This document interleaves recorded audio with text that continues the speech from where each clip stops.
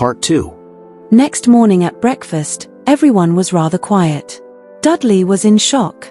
He'd screamed, whacked his father with his smelting stick, been sick on purpose, kicked his mother, and thrown his tortoise through the greenhouse roof, and he still didn't have his room back. Harry was thinking about this time yesterday and bitterly wishing he'd opened the letter in the hall. Uncle Vernon and Aunt Petunia kept looking at each other darkly. When the mail arrived, Uncle Vernon, who seemed to be trying to be nice to Harry, made Dudley go and get it. They heard him banging things with his smelting stick all the way down the hall. Then he shouted, "There's another one. Mr. H. Potter, the smallest bedroom, 4, Privet Drive." With a strangled cry, Uncle Vernon leapt from his seat and ran down the hall, Harry right behind him. Uncle Vernon had to wrestle Dudley to the ground to get the letter from him, which was made difficult by the fact that Harry had grabbed Uncle Vernon around the neck from behind. After a minute of confused fighting, in which everyone got hit a lot by the smelting stick, Uncle Vernon straightened up, gasping for breath, with Harry's letter clutched in his hand. "Go to your cupboard, your bedroom," he wheezed at Harry. "Dudley, go, just go." Harry walked round and round his new room. Someone knew he had moved out of his cupboard and they seemed to know he hadn't received his first letter. Surely that meant they'd try again? And this time he'd make sure they didn't fail. He had a plan. The repaired alarm clock rang at 6 o'clock the next morning. Harry turned it off quickly and dressed silently. He mustn't wake the Dursleys. He stole downstairs without turning on any of the lights. He was going to wait for the postman on the corner of Privet Drive and get the letters for number 4 first. His heart hammered as he crept across the dark hall toward the front door. Harry leapt into the air. He'd trodden on something big and squashy on the doormat, something alive. Lights clicked on upstairs and to his horror Harry realized that the big, squashy something had been his uncle's face. Uncle Vernon had been lying at the foot of the front door in a sleeping bag, clearly making sure that Harry didn't do exactly what he'd been trying to do. He shouted at Harry for about half an hour and then told him to go and make a cup of tea. Harry shuffled miserably off into the kitchen and by the time he got back, the mail had arrived, right into Uncle Vernon's lap. Harry could see 3 letters addressed in green ink. "I want," he began, but Uncle Vernon was tearing the letters into pieces before his eyes. Uncle Vernon didn't go to work that day. He stayed at home and nailed up the mail slot. "See," he explained to Aunt Petunia through a mouthful of nails, "if they can't deliver them they'll just give up." "I'm not sure that'll work, Vernon." "Oh, these people's minds work in strange ways, Petunia. They're not like you and me," said Uncle Vernon, trying to knock in a nail with the piece of fruitcake Aunt Petunia had just brought him. On Friday, no less than 12 letters arrived for Harry. As they couldn't go through the mail slot they had been pushed under the door, slotted through the sides, and a few even forced through the small window in the downstairs bathroom. Uncle Vernon stayed at home again. After burning all the letters, he got out a hammer and nails and boarded up the cracks around the front and back doors so no one could go out. He hummed Tiptoe Through the Tulips as he worked, and jumped at small noises. On Saturday, things began to get out of hand.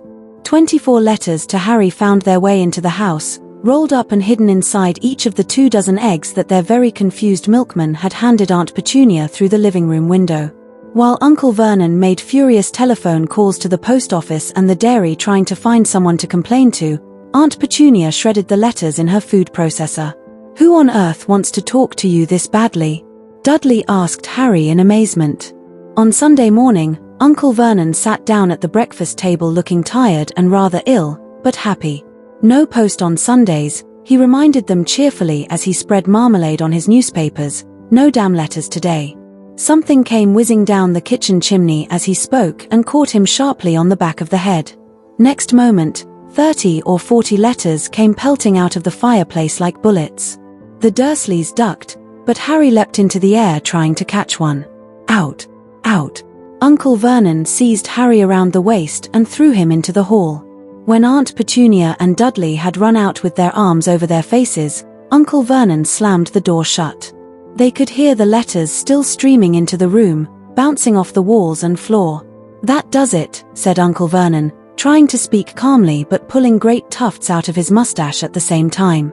"I want you all back here in 5 minutes ready to leave. We're going away. Just pack some clothes." No arguments.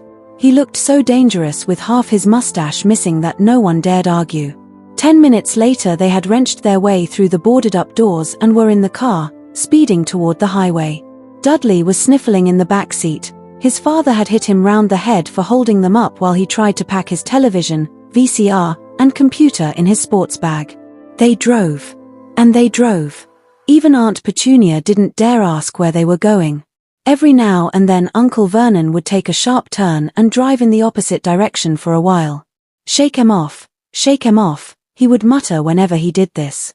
They didn't stop to eat or drink all day. By nightfall Dudley was howling. He'd never had such a bad day in his life. He was hungry, he'd missed 5 television programs he'd wanted to see, and he'd never gone so long without blowing up an alien on his computer. Uncle Vernon stopped at last outside a gloomy-looking hotel on the outskirts of a big city. Dudley and Harry shared a room with twin beds and damp, musty sheets. Dudley snored but Harry stayed awake, sitting on the windowsill, staring down at the lights of passing cars and wondering. They ate stale cornflakes and cold tinned tomatoes on toast for breakfast the next day. They had just finished when the owner of the hotel came over to their table. "Excuse me, but is one of you Mr. H. Potter? Only I got about an hundred of these at the front desk." She held up a letter so they could read the green ink address. Mr. H. Potter. Room 17. Railview Hotel. Cokeworth. Harry made a grab for the letter but Uncle Vernon knocked his hand out of the way. The woman stared. "I'll take them," said Uncle Vernon, standing up quickly and following her from the dining room. "Wouldn't it be better just to go home, dear?" Aunt Petunia suggested timidly, hours later, but Uncle Vernon didn't seem to hear her. Exactly what he was looking for, none of them knew. He drove them into the middle of a forest, got out, looked around, shook his head, got back in the car, and off they went again. The same thing happened in the middle of a plowed field, halfway across a suspension bridge, and at the top of a multi-level parking garage. "Daddy's gone mad, hasn't he?" Dudley asked Aunt Petunia dully late that afternoon. Uncle Vernon had parked at the coast, locked them all inside the car, and disappeared. It started to rain. Great drops beat on the roof of the car. Dudley snivelled. "It's Monday," he told his mother. "The Great Umbato's on tonight. I want to stay somewhere with a television." Monday. This reminded Harry of something. If it was Monday and you could usually count on Dudley to know the days of the week, because of television, then tomorrow, Tuesday, was Harry's 11th birthday. Of course, his birthdays were never exactly fun last year. The Dursleys had given him a coat hanger and a pair of Uncle Vernon's old socks.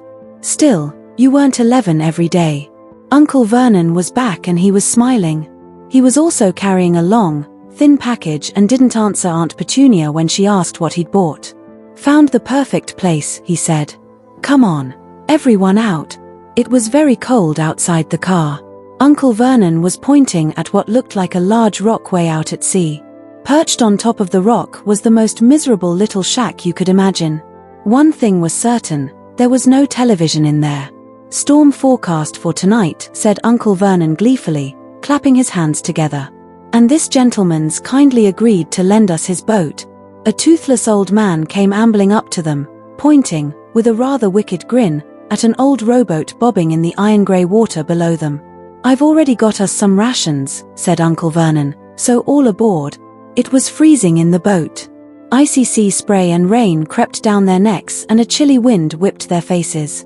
After what seemed like hours they reached the rock, where Uncle Vernon, slipping and sliding, led the way to the broken-down house. The inside was horrible. It smelled strongly of seaweed, the wind whistled through the gaps in the wooden walls, and the fireplace was damp and empty. There were only 2 rooms. Uncle Vernon's rations turned out to be a bag of chips each and 4 bananas. He tried to start a fire but the empty chip bags just smoked and shriveled up. "Could do with some of those letters now, eh?" he said cheerfully. He was in a very good mood. Obviously, he thought nobody stood a chance of reaching them here in a storm to deliver mail. Harry privately agreed, though the thought didn't cheer him up at all. As night fell, the promised storm blew up around them. Spray from the high waves splattered the walls of the hut and a fierce wind rattled the filthy windows. Aunt Petunia found a few moldy blankets in the second room and made up a bed for Dudley on the moth-eaten sofa. She and Uncle Vernon went off to the lumpy bed next door, and Harry was left to find the softest bit of floor he could and to curl up under the thinnest, most ragged blanket. The storm raged more and more ferociously as the night went on. Harry couldn't sleep.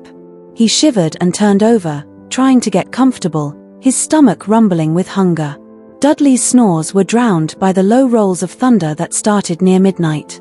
The lighted dial of Dudley's watch, which was dangling over the edge of the sofa on his fat wrist, told Harry he'd be 11 in 10 minutes' time.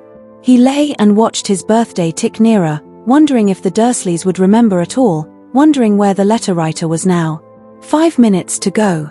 Harry heard something creak outside. He hoped the roof wasn't going to fall in, although he might be warmer if it did. 4 minutes to go. Maybe the house in Privet Drive would be so full of letters when they got back that he'd be able to steal one somehow. 3 minutes to go. Was that the sea, slapping hard on the rock like that? And, 2 minutes to go, what was that funny crunching noise? Was the rock crumbling into the sea? 1 minute to go and he'd be 11. 30 seconds, 20, 10, 9, maybe he'd wake Dudley up, just to annoy him. 3, 2, 1. Boom. The whole shack shivered and Harry sat bolt upright, staring at the door. Someone was outside, knocking to come in. If you liked this video, please like it and subscribe to the channel.